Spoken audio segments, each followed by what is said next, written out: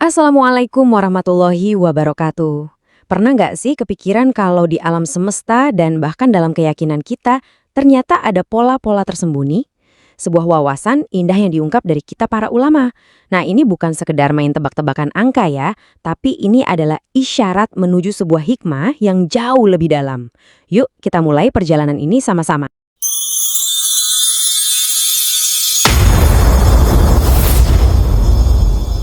Penulis teks yang kita kaji ini membuka dengan sebuah kalimat yang menarik banget. Wahuna al-latifah, yang artinya, dan di sini terletak sebuah kehalusan makna. Kalimat ini sendiri udah kayak kode gitu. Ini ngasih tahu kita kalau yang akan kita bahas ini bukan informasi biasa, tapi sebuah hikmah yang halus, yang butuh perenungan. Bukan cuma sekedar didengerin aja. Oke, kita mulai ya.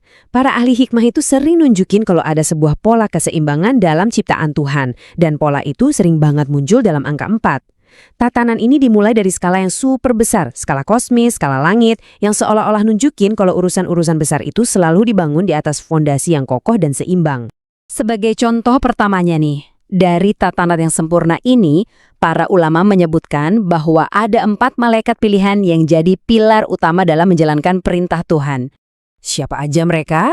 Ada Jibril, sang pembawa wahyu, lalu Mikael yang tugasnya membagikan rezeki, Israfil yang nanti akan meniup sangkakala, dan Izrail, sang pencabut nyawa. Keempatnya ini seperti pilar utama dari rencana ilahi, menunjukkan adanya sebuah struktur yang kokoh banget dalam tatanan alam gaib. Dan ternyata polanya nggak berhenti di alam malaikat aja. Pola ini berlanjut pada wahyu-wahyu utama yang diturunkan sebagai petunjuk untuk kita semua, seluruh umat manusia. Kitab-kitab ini, Taurat, Injil, Zabur, dan Al-Quran, ini kan fondasi petunjuk bagi peradaban manusia. Wahyu Tuhan itu turunnya bertahap, disesuaikan dengan zamannya, sampai akhirnya disempurnakan dalam pesan yang terakhir, yaitu Al-Quran. Ini ngajarin kita soal proses dan kesempurnaan. Oke, tadi kita udah lihat skala kosmis yang super besar ya.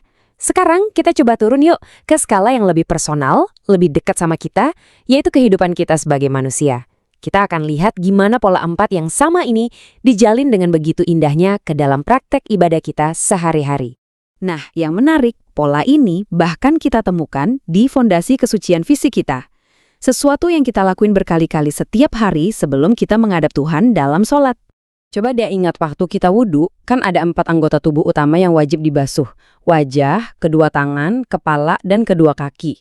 Ini tuh kayak isyarat yang indah banget bahwa fondasi kesucian lahiriah kita itu sebenarnya sederhana, tapi dampaknya luar biasa besar untuk ibadah batiniah kita. Dari penyucian fisik, sekarang kita geser ke inti dari penyucian spiritual. Dan coba tebak, pola 4 ini muncul lagi dalam kalimat-kalimat zikir paling utama yang merangkum seluruh esensi keimanan kita. 4 kalimat zikir ini, Subhanallah, Alhamdulillah, La ilaha illallah, dan Allahu Akbar, di dalamnya itu terkandung semua pilar keimanan. Mensucikan Tuhan, memujinya, menegaskan keesaannya, dan mengagungkannya. Bahkan dikatakan, siapapun yang menjaga 4 kalimat ini, hatinya akan senantiasa hidup. Oke, sejauh ini polanya kelihatan konsisten banget ya. 4, 4, 4 terus. Tapi, nah disinilah kita sampai ke sebuah teka-teki. Sebuah pengecualian yang justru menyingkap sebuah rahasia yang lebih dalam lagi. Ini ada kaitannya dengan 4 bulan suci yang disebut dalam Al-Quran. Jadi Al-Quran kan menyebut ada 4 bulan haram atau bulan suci. 3 di antaranya itu datang berurutan, Zulqa'dah, Zulhijjah, dan Muharram.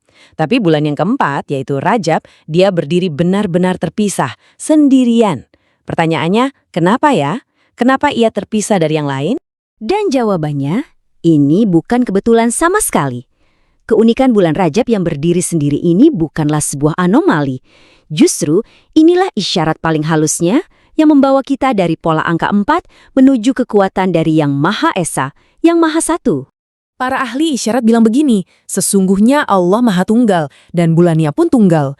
Jadi, posisi Rajab yang menyendiri itu adalah simbol dari tauhid, keyakinan pada keesaan Tuhan. Ini adalah pengingat bahwa sebagaimana Rajab itu satu, maka seharusnya cinta, niat, dan ibadah kita juga harus tunggal, fokus hanya untuk Tuhan semata. Ini jadi pengingat buat kita tentang satu kebenaran yang fundamental. Jalan di hidup ini kan banyak banget ya. Pilihan duniawi banyak. Tapi jalan menuju Tuhan itu cuma ada satu, yaitu jalan keikhlasan dan pengabdian yang tunggal. Seperti bulan Rajab yang berdiri sendiri, pengabdian kita pun harus terfokus dan nggak bercabang. Nah, untuk menutup pembahasan kita, tema angka 4 ini kembali lagi dengan sebuah pesan yang, wah, kuat banget. Ini adalah 4 kebenaran, 4 seruan yang dihadapkan kepada setiap jiwa ketika perjalanannya di dunia ini sudah selesai. Ini adalah peringatan yang paling jujur. Dikatakan saat seseorang meninggal, 4 hal ini diserukan kepadanya. Pertama, ajalmu telah tiba dan semua angan-anganmu sirna. Kedua, hartamu telah lenyap, yang tersisa hanyalah amal perbuatanmu. Ketiga, kesibukan duniamu telah selesai. Yang tertinggal hanyalah akibatnya. Dan yang keempat, sungguh berbahagia dirimu jika hidupmu engkau habiskan untuk berkhidmah kepada Tuhan yang Maha Agung. Pada akhirnya, inilah yang terpenting, pengabdian yang tunggal dan amal perbuatan kita.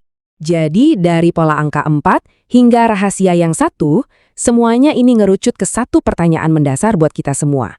Kalau pada akhirnya semua kekayaan duniawi akan lenyap dan yang abadi hanyalah amal perbuatan kita, maka satu hal apakah yang sesungguhnya menjadi pusat pengabdian dalam hidup Anda? Sebuah pertanyaan untuk kita renungkan bersama. Assalamualaikum warahmatullahi wabarakatuh.